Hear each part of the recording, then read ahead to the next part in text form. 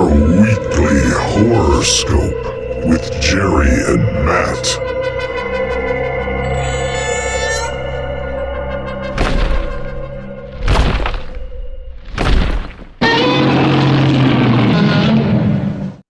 Hey, good evening. Welcome to another edition of the Weekly Horoscope. I'm your host, Jerry, with my partner, Matt. Welcome, Matt. Welcome to 2023. Good evening. We wanted to kick the new year off big. We wanted to go large. Our topic this week is giant creatures. What do you think of this, Matt? It's one of my favorite topics. The original horror movie that I saw when I was younger that really got me into the entire genre was Godzilla in 1954. And to this day, it's still one of my favorite movies of all time. Yeah, I was It's one of the sorry. Yeah, I was definitely a child of Godzilla growing up in the 70s. In fact, Yeah. I remember going to the drive-in and seeing some of the Godzilla versus the Smog Monster or Mecha Yeah, Godzilla or various other versions, which are way different than the one we're going to tackle tonight. absolutely. He became more of a superhero, a cartoon character. Yeah, But our first film tonight, as Matt mentioned, a great selection, Matt, Godzilla 1954, directed by Ishiro Honda. And this is not those campy, cartoony movies. This is an allegory for nuclear war, and it is brutal. There is no redeeming value to Godzilla. He is just a creature of destruction and a creature of technology. yeah. On the surface, Godzilla is really it's about the sudden appearance of a giant reptile monster that emerges from the ocean, and then his attacks kind of trigger fears of like nuclear war and like post-war World War II Japan. But on a deeper level, Godzilla is a force of mass destruction created by mankind's weapons of mass destruction. And that's juxtaposed throughout the entire movie by moral dilemmas of mankind's willingness to create those types of weapons and then how to deal with that. So they really have like the moral conflict conversations peppered in with Godzilla attacking them throughout the entire movie. And it's done beautifully. There's some real depth to it that people might not look at the surface. And we're lucky enough, HBO Max offers the original version, not the bastardized American version where they intercut scenes of Raymond Burr as an American reporter. Now they have it presented as it was originally created. No need for any of the extra stuff. But you're right. There's great moral dilemma, and I love the fact that they don't shy away from the fact that this is, they talk specifically about, this is because of H-bomb testing. This is because of depth charges. This is because of some of these things. They even refer to, and again, we're talking 9 years after the conclusion of World War II.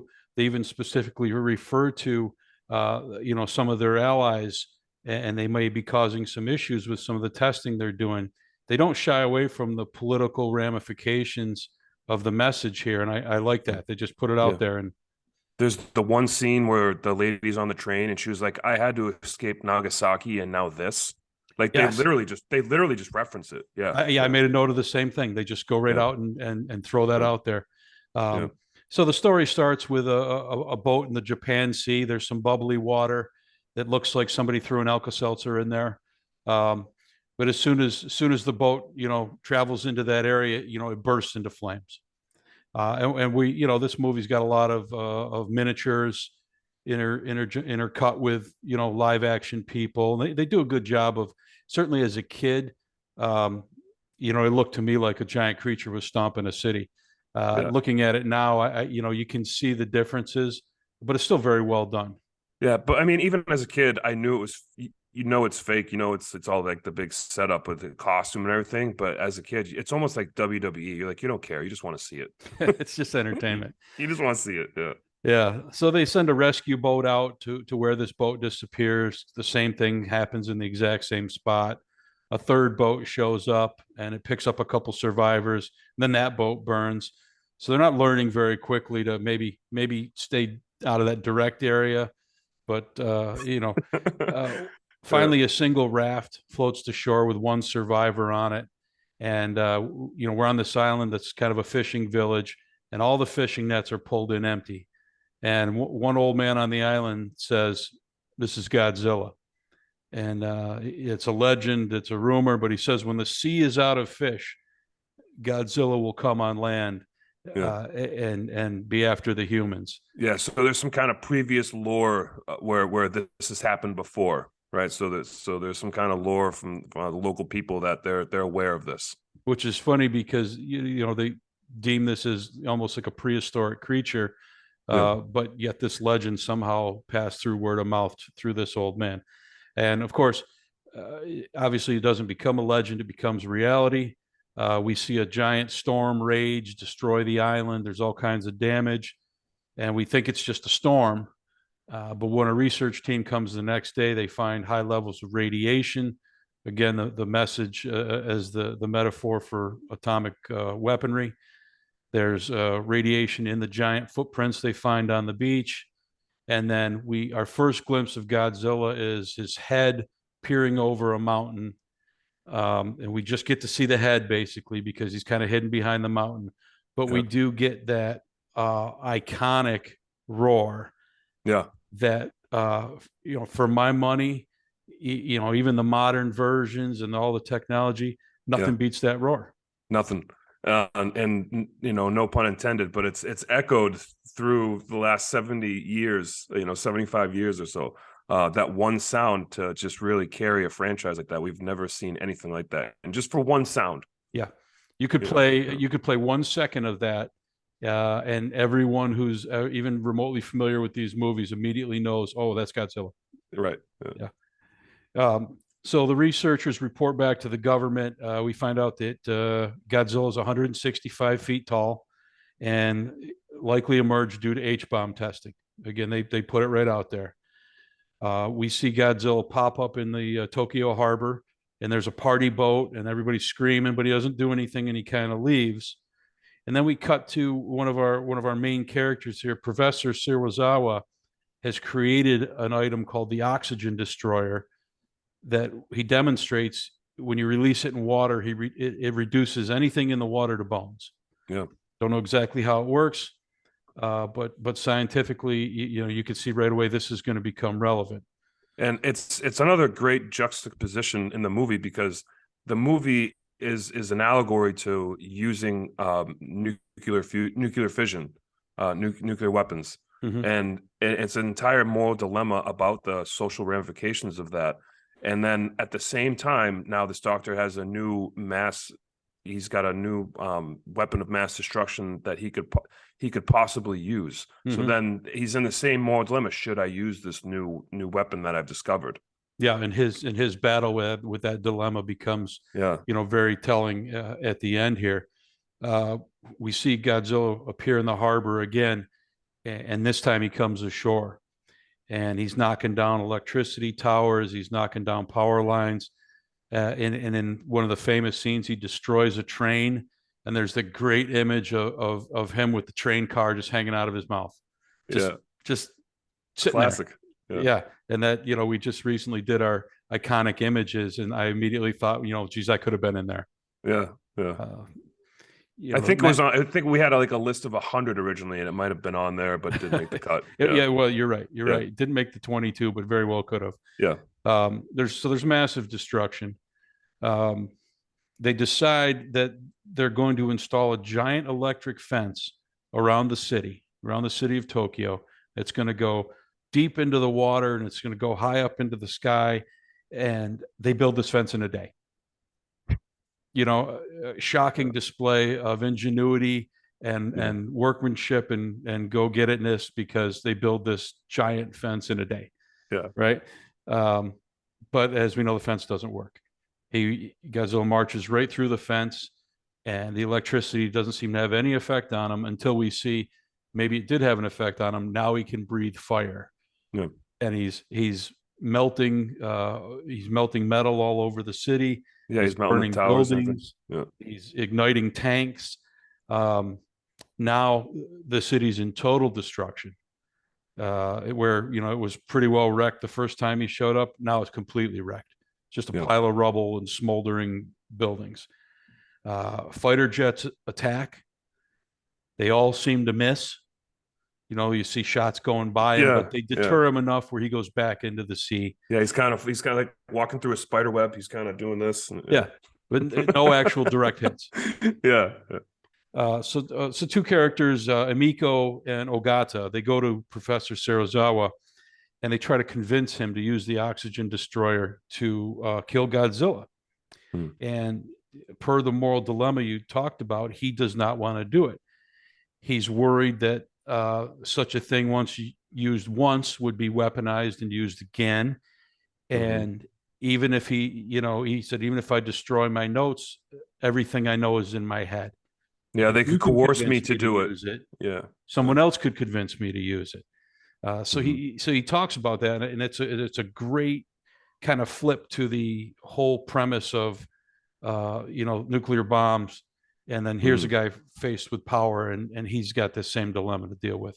Yeah, I think I don't have an exact quote, but I think that that Einstein had said something similar. Like they, maybe like by creating it for the weapon, we've kind of unleashed it forever. Like the genie's out of the bottle kind of thing. And I think they were kind of referencing that conundrum. Like you have this ability to create great power, but with it comes great corruption. That's also equally possible.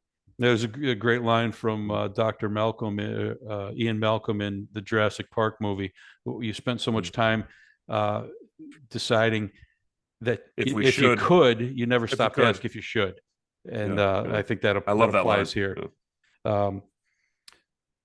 So they fight over it because he doesn't want to use it, but then they turn on the news coverage and they're showing the whole destruction of the city. And he finally reluctantly agrees.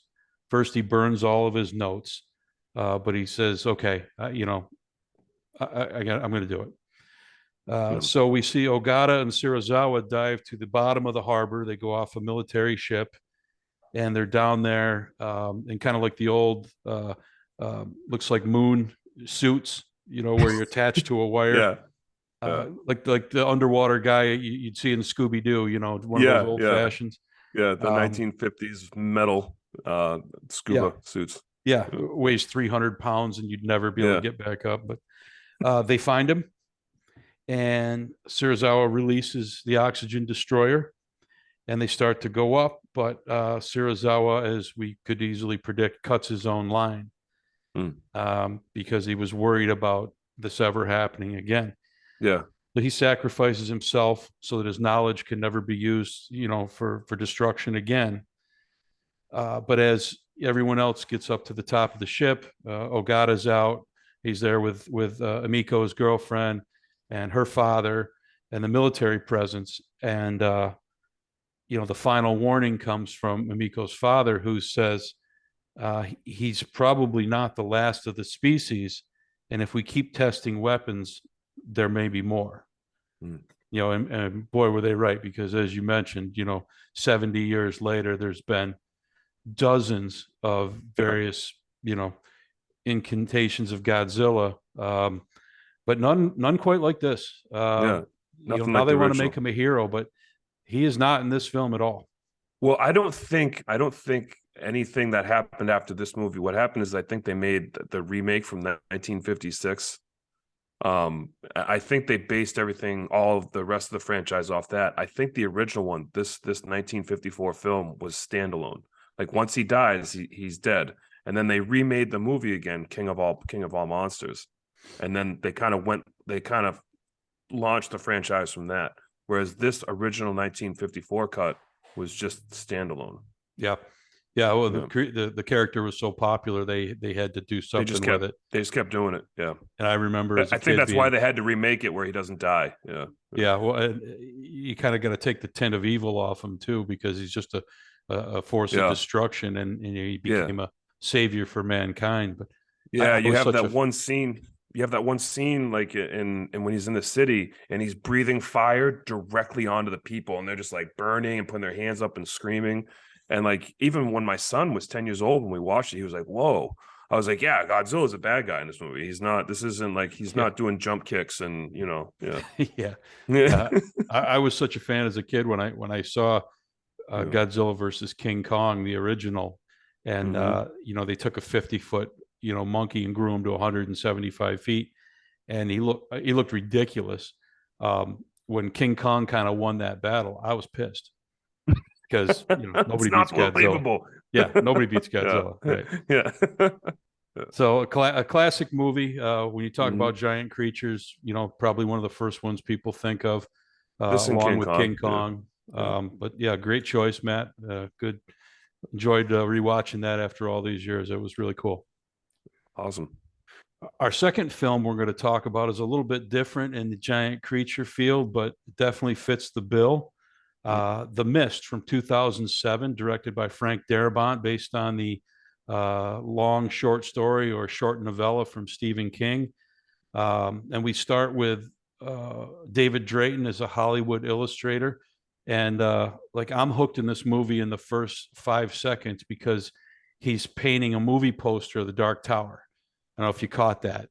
Yeah. That's what he's painting in his basement, which is kind of timely that we rewatched this movie because we just found out that the movie rights and the series rights to do the Dark Tower are finally might be happening. So I just thought that was kind of cool. I don't know as much about Stephen King as you do, but isn't the concept of the opening the portal in this movie related to Dark Tower?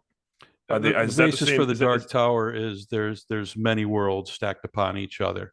So the idea of moving between is this somehow worlds related? Is this somehow I don't know. Does he write short stories where they're connected? I don't know. He certainly does. There's a lot of connections in the Stephen King universe. But the concept of portals in different worlds is very predominant in his writing and all very much tied to the Dark Tower theories. But yeah, Dark Tower, not to get on a tangent, but the series of books are out of this world amazing. And if we get an opportunity to get a good treatment of it in long, television form, like a Game of Thrones kind of treatment, I will be so happy if they pull that off. And if they do that, we can review all of it. Yeah. And it's in the hands of Mike Flanagan, who treats Stephen King properties with reverence and is very true to the source material. So that's a great thing. And I trust Mike Flanagan. So if he's making a movie, I'm checking it out. For sure. Yeah. So a terrible storm comes in and it damages the property, including, sadly, the Dark Tower movie poster gets ruined. In the morning, they just see all this destruction. Trees are down, and they see a mist rolling in off the mountains coming in over the lake. So David and his son Billy and their neighbor, who they have kind of a contentious relationship with, Mr. Norton, they kind of patch it up for mutual benefit, and they're going to head off to the store. On the way to the store, they're passing a large military presence, all going, a lot of vehicles in a convoy. Yeah. Going fast. There's a lot of urgency. Suddenly it feels like stuff's going wrong. It's like, wait, why is the military involved? Yeah, urgency is the perfect word. That's what they demonstrate there. Yeah. So they make it into the store. Everybody's collecting their goods. There's a lot of people in the store after a storm like this, as you would expect. And suddenly a man runs into the store with blood on him, and he's shouting, "There's something in the mist." And he shuts the door, and the mist kind of envelops the whole store. Yeah. And it's funny fact, that's Jeffrey DeMunn, who has also acted in the 1988 Blob, which Frank Darabont also directed, or did the screenplay for. Did the screenplay, yeah. Did the screenplay. I believe Chuck Russell directed that. But yes, yeah, he's a cool character actor. He's always good in whatever he does. Yeah. The people tend to break off into groups, people who know each other, are friendly with each other, and they kind of start dividing off, waiting to see what's going to happen with this mist. In the back, a generator freezes up, and one of the kids that works at the store is going to go out through the loading door to clear the vent. And, David Drayton's trying to talk him out of it. Hey, you don't need to be a hero. And he's kind of getting ridiculed. What's the matter? Yep. You're softy here, and it's no big deal. And what are you afraid of the mist? So they open up the loading door, and sure enough, a giant tentacle grabs this kid by the leg, starts pulling him. There's a tug of war with this kid's body, and until the tentacle opens up, where it has fangs, teeth, claws, all kinds It's of like things. this giant millipede looking thing that just It just grabs his body and starts ripping his flesh off. right off his chest. Just takes like half his chest off. Just rips it right out. Yeah. And there's no, so the battle's lost. This kid's gone, unfortunately. And even if he lived, there's no antibiotics. Like, he's dead. Yeah. I looked at that. I was like, oh, that's vicious. I get a paper cut, and I'm like, I can't come to work. David does manage as the tentacle, and more tentacles are coming in, kind of attacking the other people in the back. David manages to grab an axe and chop off a piece of the tentacle that's left laying there on the loading dock. And when they go back into the store, the people do not believe the story. They're trying to calmly, without causing a panic, say, hey, there really is something in the mist, and here's what happened. And nobody believes them. They think it's a joke. All the while, you have Mrs. Carmody, who is, I believe it's Marcia Gay Harden, who is fantastic in this role. I consider her a spiritual sister to Margaret White from Carrie, in that she's overzealous religious, and she sees this as the end of days, and she's preaching. And she plays a major role as this film unfolds. David has to show the piece to some people to get people to say, hey, there might be something to this. A group decides they don't want to wait around. They're going to venture out into the mist and take their chances. But David convinces at least one of them to tie a rope around him so they can see how far he makes it, and they're a little bit connected. Oh, and before he does that, though, he tries to get his neighbor. He tries to like physically bring him back there, and he like he does the thing that I thought was very logical. He literally like grabs him by the shirt collar or his jacket collar and was like, "Just come back there and see it." And like he's like, he just tried to assault me, so they make him look crazy. Everyone, the lawyer, his neighbor says, hey, he tried to assault me, and it makes him look crazy. So it's actually a good character development part right there, because no one would go back there with him to look at the thing. So he physically tries to push someone back there, and it makes him look like the bully. And the actor who plays the neighbor, Mr. Norton, is I can't remember his name, but he's fantastic in several things. He's probably one of the better actors in the whole movie.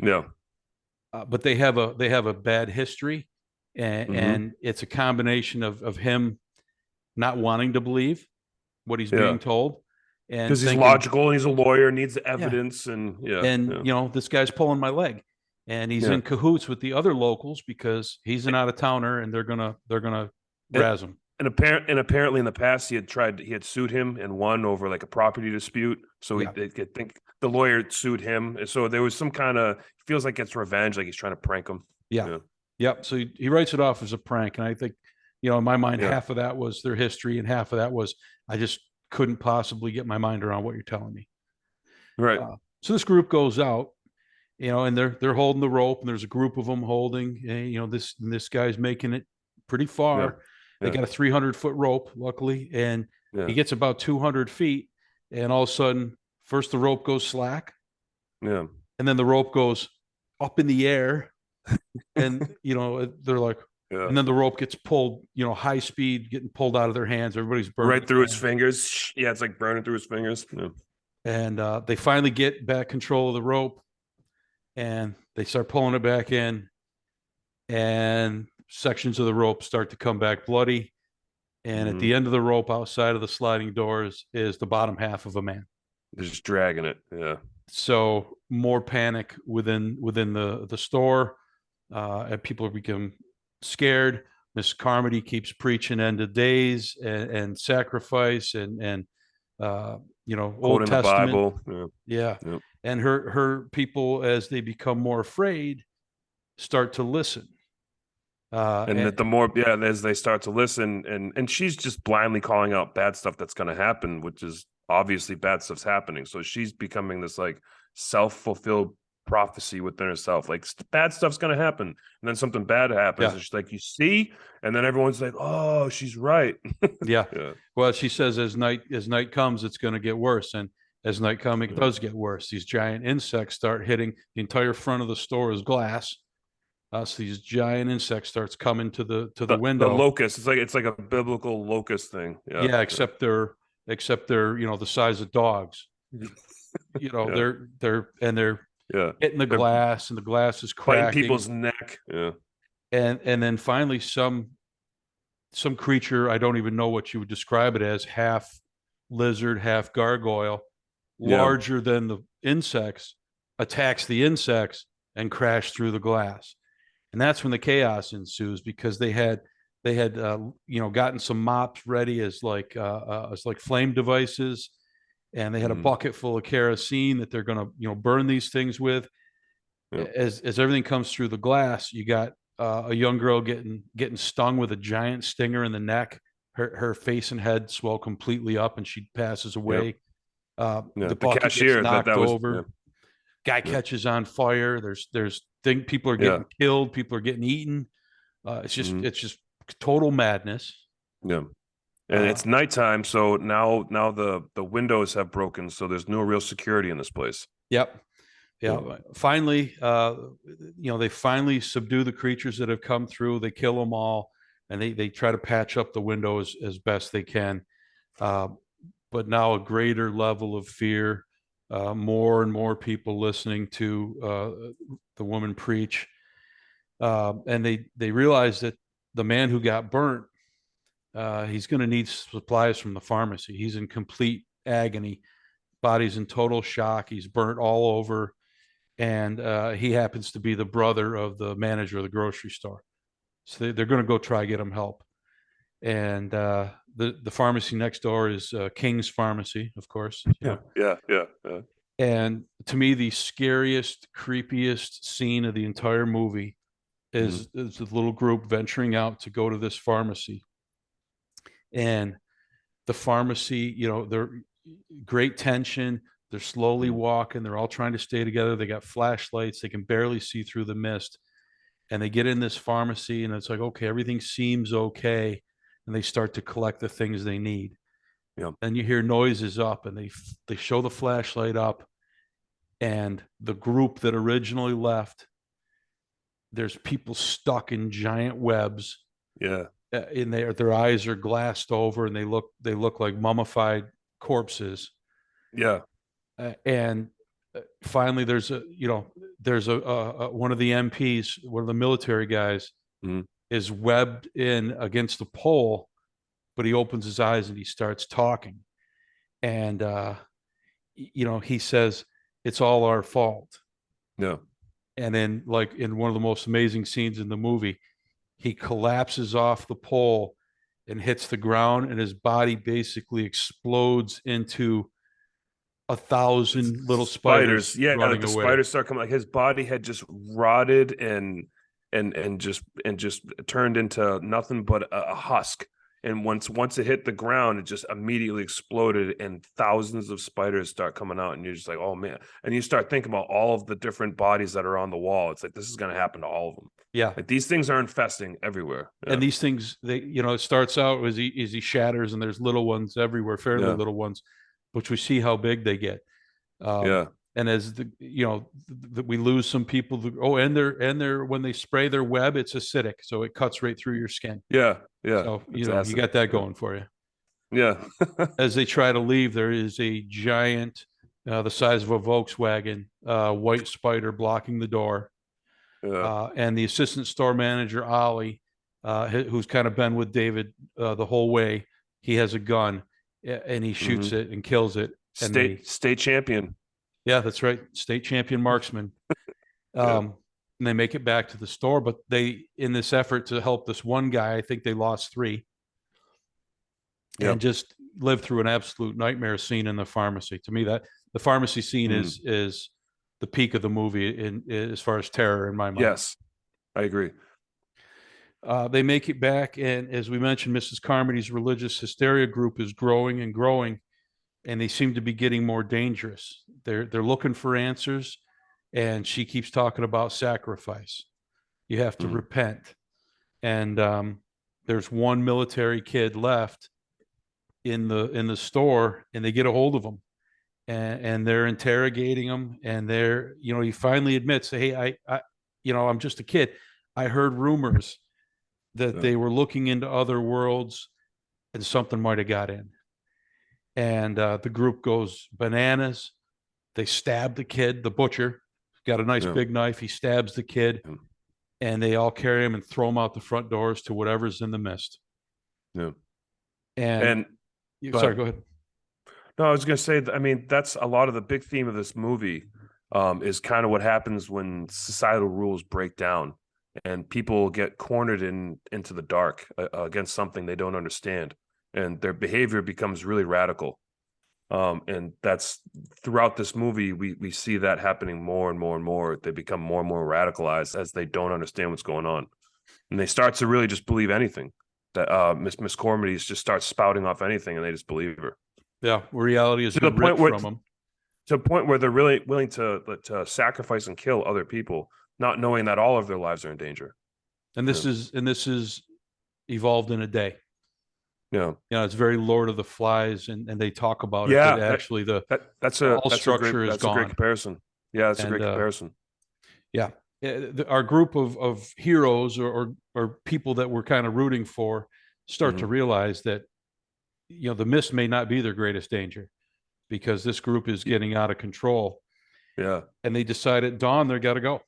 It's another one of those movies where it's like maybe the actual monsters might not be the real monsters. Even though they are, but yeah, the people become the worst monster. It's there's one of the lessons from the story of Adam and Eve, and it's that there's no place so perfect that God himself can't keep the snakes out. Which is something Miss Cormody should have known, but but it's an interesting allegory to this movie where they find a safe haven, but then the snakes still resonate with inside, where it has nothing to do with what's going on out there. They're safe inside, but then they start to turn on themselves. Yeah. It's so true. And you see people who were on one side, and then they see something or deal with something they can't process, and with the reality pulled out from under them, they're searching for answers, and she's giving answers. They could be completely, made up BS, but she's giving answers where they have no other. So they gravitate to her. Yeah, and that's the strength of the movie, in my opinion. Isn't the actual monsters of the mist? It's all the behavior that happens within the confines of the supermarket. Yeah, the greatest and scariest monsters are always human. That seems to be true in a lot of great movies. When they try to leave at dawn, Mrs. Carmody and her group try to stop them, and she says they want the boy, they want Billy, they're going to sacrifice the kid. And this group, again, after one day, is all in. They're ready to just kill this little kid, because it may bring them some sense of relief from a religious standpoint. And there's a conflict, and Ali shoots her dead. He shoots her in the stomach, and while she's hunched over and with a look of shock on her eyes, he shoots her right between the eyes. One of my favorite scenes in the movie, because I was like, thank God. Someone had to do that, because she was a cancer. And the rest of the group is in shock. Now their leader, who they thought was a direct pipeline to God, she's no more. So while this moment of confusion goes on, our group heads out the door, probably a little less organized than they planned on, but they had to get out. So they're out in the mist. And they base this on, they know the guy with the rope made it 200 feet, and his car is only 150 feet away. So that's what their basis on. We think we can make it. Some of them do. 5 of them make it to the car. Ollie does not. He gets grabbed, but the gun lands on the hood of the car. Big, huge tentacle thing just like comes and swoops him up. He doesn't stand a chance, but he helps the others survive by being a distraction. And they do get the gun. Yep. So that is helpful. And these creatures seem to range from like the size of dogs to the size of brontosauruses. There's just Yeah. all kinds of Lovecraftian, Yeah. strange beasts just wandering the landscape, and Yeah. it's kind of overwhelming. The impossibly tall monsters. Yeah, Yeah. you know, they make it to the car, and they drive back to the Drayton house, and on the porch they see David's wife is completely encased in webs, Hmm. and they drive on, and they're driving through these, like I say, these giant creatures of all size. You hear thundering footsteps in the distance. You hear horrific sounds, but Loud you can't see howls and because of the stuff. Yeah. mist. Yeah. Um, and eventually they run out of gas.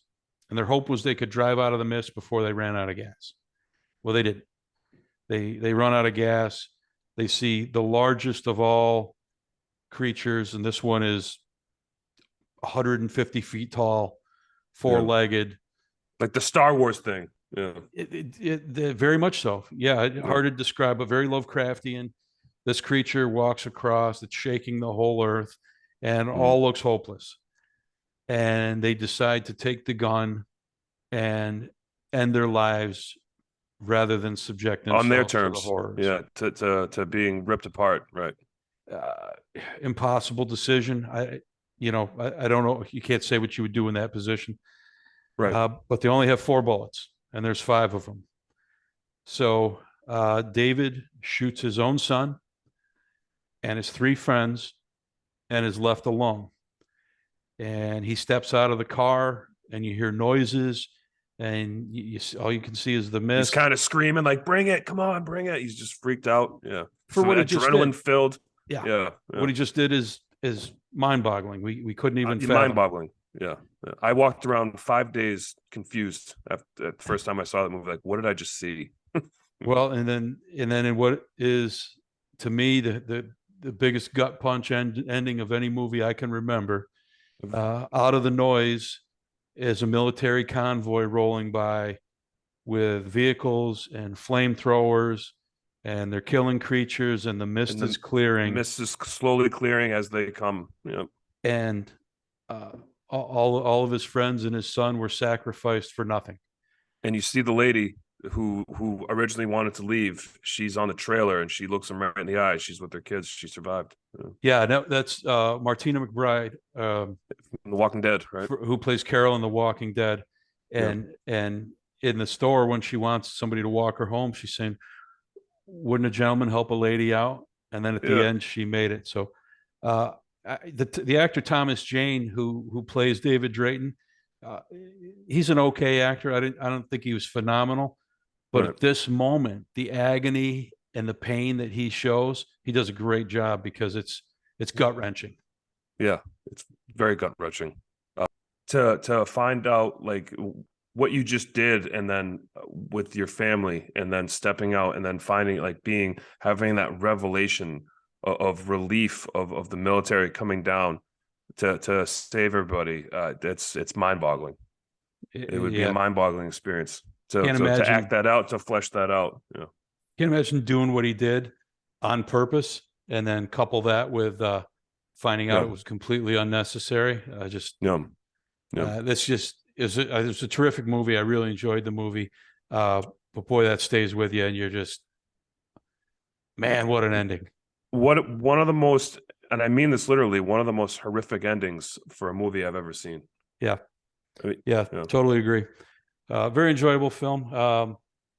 It's funny because Frank Darabont has not gone on to direct another movie since. This was 2007. Wow. We do see that several members, and I mentioned, I think I said Martina McBride. I think that's a country singer, but Melissa McBride. You do see several actors from this show up in The Walking Dead, which he originally created and produced. But it's weird that he hasn't directed another movie since 2007. Yeah, interesting. I wonder if he's been in some other projects that we weren't aware of. Not like film, but like other kind of art projects, I think he does some writing, and I looked up, he directed a couple episodes of a TV show I never heard of, but the man has Shawshank Redemption, Green Mile, and The Mist on his resume. Like he could make a movie, and I'd want to see it. 1988. Right, right. Yeah, he's got a lot of writing credits. A lot go way Yeah. back with his writing credits. Yeah. We talked about this before we started recording, but he originally wanted to produce this film in black and white, which the studio shot down, Yeah. understandably. But on the Blu-ray, there is a black and white alternative version that's really worth checking out. If you know the movie and you think you have seen the movie, if you watch Yeah. it in black and white and you have any affinity for the old monster movies of the 50s, it really brings that quality out, and it's a really cool watch. Yeah. And he has Frank he has a little 3-minute message before the movie starts where he recommends people watch the black and white version because that's the way he intended it. And he thinks it adds to the effect of the movie. And I watched about half of it in black and white. I didn't have time to finish it. But I agree. I think that's the way it's meant to be watched. I think it's much better. Adds to that 1950s effect of the entire movie. And it's way more enjoyable. Good deal. Well, so that's our films for this week. We have Godzilla from 1954 and The Mist from 2007. A couple dramatically different takes on giant creatures, but two enjoyable movies for sure. Two movies I really liked watching. Absolutely. Next week, our topic is creatures from another world, which can be a lot of different things, but it's exciting. I'm looking forward to that one. That's going to be a great episode. Sure will be. We got some good movies lined up. So that's all we have for this week. Thank you for joining us as always. Thank you, Matt, for joining me as always. And we look forward to seeing you all next week. All right. Thank you, everyone. And everyone have a great new year. Your weekly horoscope with Jerry and Matt.